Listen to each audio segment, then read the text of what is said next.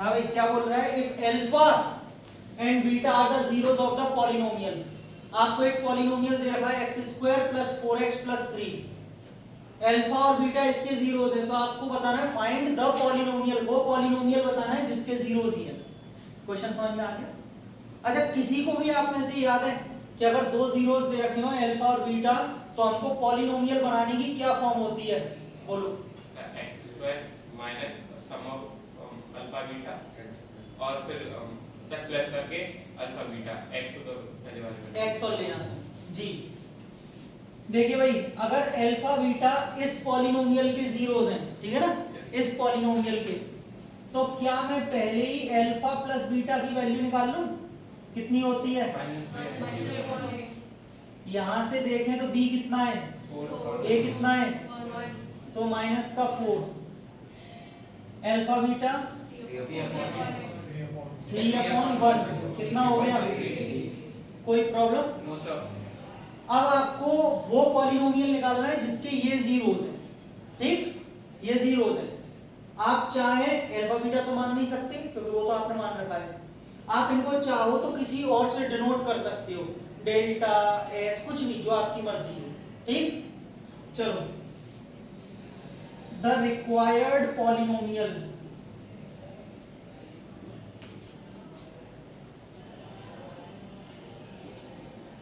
अभी अभी आपने क्या फॉर्म बताई, x² - सम ऑफ जीरोस। एक बात ध्यान रखिए, यहाँ अल्फा प्लस बीटा नहीं आएगा गलती से, क्योंकि उसको वो पॉलिनोमियल चाहिए जिसके जीरोस क्या हो, ये दोनों, अल्फा बीटा नहीं हो, अल्फा बीटा तो उसके हैं, इस वाले के, उसको कौन सा पॉलिनोमियल चाहिए जिसके ये दोनों जीरोस हो। तो हम क्या करेंगे, दोनों में सम की जगह इन दोनों को रखेंगे। समझ में आ रहा है नहीं आ रहा? पक्का? नहीं आए तो पूछ लेना। x² minus sum of zeros, ऐसे बोल लो अगर अल्फा बीटा नहीं बोल पा रहे हो। सम ऑफ जीरोस, कौन से जीरोस? जिसका पॉलिनोमियल निकालना है, किसका निकालना है, इन वालों का। तो इन दोनों को ऐड करेंगे, बाद में क्या आएगा, x प्लस क्या आता है, प्रोडक्ट ऑफ जीरोस, दोनों का मल्टीप्लाई, फिर alpha beta, product of zeros यानी कि दोनों का मल्टीप्लाई। बेटा अल्फा बीटा नहीं लेना है क्योंकि अल्फा बीटा इसके जीरोस नहीं है। इतनी बात सबको समझ में आ गई? कुछ नहीं करना आपको, इसको सॉल्व करना है।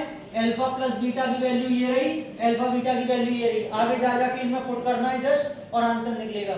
निकाल के दे रहा हूं,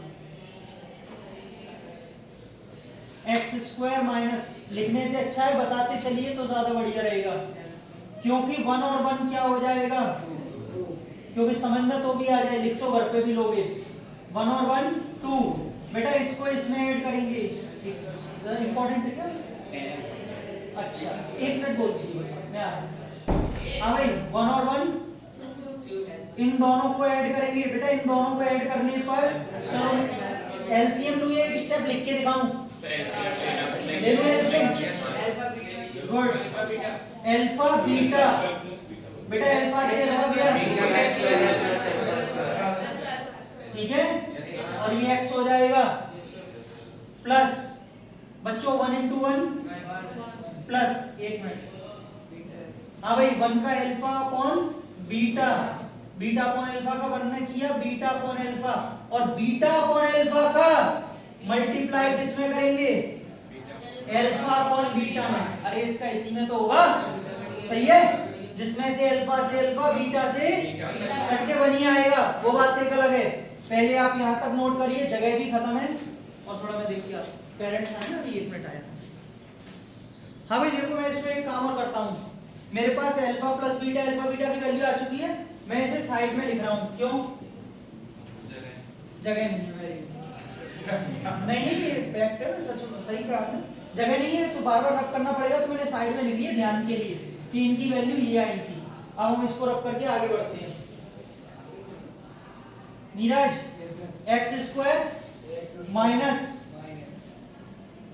2 का 2 रहेगा। नीरज अल्फा² प्लस बीटा² की आइडेंटिटी बताओ जो मैंने बताई थी। चलो किसको आती है, इतना टाइम नहीं है वेस्ट करने के लिए। अल्फा² प्लस बीटा² की वैल्यू किसको आती है? किसी को नहीं आती? अल्फा प्लस बीटा का whole square minus 2 alpha beta. याद करने की किसी को जरूरत नहीं है, ज़ैब उम्मीद नहीं थी आपसे मुझे। याद करने की जरूरत नहीं है किसी को भी। क्यों? मैंने समझाई हुई है, फिर से बनाता हूं। मैं 50 बार भी बना दूंगा तब भी आप लोग याद नहीं रखोगे, ये मुझे पता है। अल्फा प्लस बीटा का होल स्क्वायर मैं ओपन कर रहा हूं, alpha square plus beta square plus 2 alpha beta. पक्का?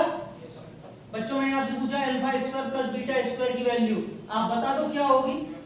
अल्फा प्लस बीटा का होल स्क्वायर, और ये आगे क्या बचेगा? अल्फा स्क्वायर प्लस, यहां से मेहुल ध्यान से देख रहे हैं, यहां से आइडेंटिटी बन के आई है, इसका फॉर्मूला ये होगा। ठीक, अगली बार पूछूंगा तो सही होना चाहिए अब आंसर। तो इसकी जगह हम क्या रख देंगे? अल्फा प्लस बीटा का होल स्क्वायर माइनस का अपॉन में क्या है? Bracket close. लिखने से अच्छा है समझ लें पहले। हाँ भाई देखो जरा, ये अल्फा से अल्फा कट गया, बीटा से बीटा, 1 1 और 1 दोनों प्लस ही होंगे ना अभी तो। कितना? 2। सेम चीज जो यहाँ पे हुई थी वो यहाँ पे करनी पड़ेगी अब। दोनों का एलसीएम कितना? और ऊपर क्या बचेगा? Alpha square plus. कोई दिक्कत, कोई परेशानी? अब मेरा एक स्टेप खराब हो रहा है, थोड़ा टाइम बचा लूं। अगर मैं इसी alpha square plus beta square की जगह सेम, अच्छा एक बात और एक बात, यही वाले फॉर्मूला डाल दूं जो मैं कह रहा था। एक बात और, वो कोई बात नहीं है। चक्कर क्या है, इसमें x लग रहा है उसमें x नहीं लग रहा, मैं देखा नहीं था। Alpha square plus beta square किया, वो वही फॉर्मूला लिख दूं फिर से जो यहाँ पे लिखा है, एक स्टेप बचा लूं। चलो क्या लग जाएगा? अल्फा प्लस बीटा का होल स्क्वायर। किसी को कंफ्यूजन तो नहीं होगा बाद में ये आया कैसे था? याद रखना। नीरज, अल्फा प्लस बीटा है, वैल्यू कितनी है साइड में? कितनी है? -4। हाँ, -4 का स्क्वायर 2 इंटू अल्फा बीटा कितना? तो 2 3 कितना हो जाएगा?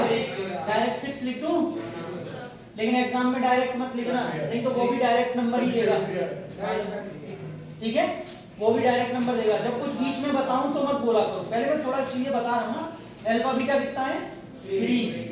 चक्कर क्या, फ्लो टूट जाता है, फिर मजा नहीं आता। हाँ भाई, यहां से क्या होगा? 2 प्लस वही चीज होगी 16 minus 6 upon 3 x square minus, बेटा ये कितना? 10 अपॉन 3। अगर मैं डायरेक्ट करूंगा तो 3 2 6 और 10 16 अपॉन 3, लेकिन मैं करना नहीं चाह रहा क्योंकि बहुतों को फिर समझ में ही नहीं आएगा कि ये हुआ क्या था। 10 अपॉन 3 लिख रहा हूं फिलहाल में मैं। ये क्या बचा? सेम। गुड, सेम ही बचेगा, बस x का फर्क है, वरना तो दोनों जुड़ के ट्वाइस और हो जाते। और पहले मुझे यही लगा था, इसीलिए मैंने बोला था एक बार, लेकिन बाद में देखा तो वो बात ही नहीं ठीक हुई।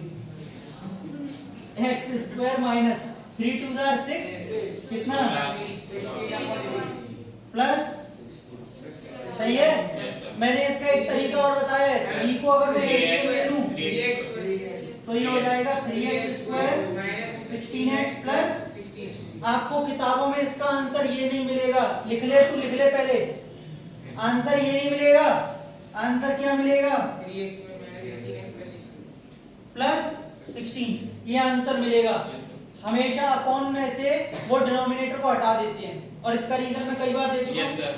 तो बताओ क्या? सर डिवाइड करने से कोई अंतर नहीं पड़ता, या मल्टीप्लाई कर दो या डिवाइड कर दो। क्यों? सर इक्वेशन में तो भी मतलब आप पॉलिनोमियल है, नॉट इक्वेशन। भी आ जाएगा। पॉलिनोमियल है, इक्वेशन है ही नहीं है। अब बोलो। यस, कांस्टेंट के।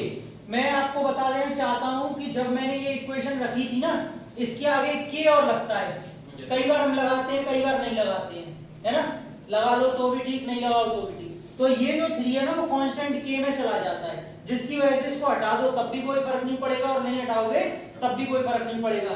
अब क्योंकि मैंने इतनी बार छेड़ दिया है तो एक थोड़ी सी एक बात और छेड़ देता हूं इसका पूरा एग्जांपल के साथ में। जीरोस क्या होंगे इसके? अनुष्का लिखो मतलब क्या होंगे जीरोस? -1 और -1 होंगे होंगे।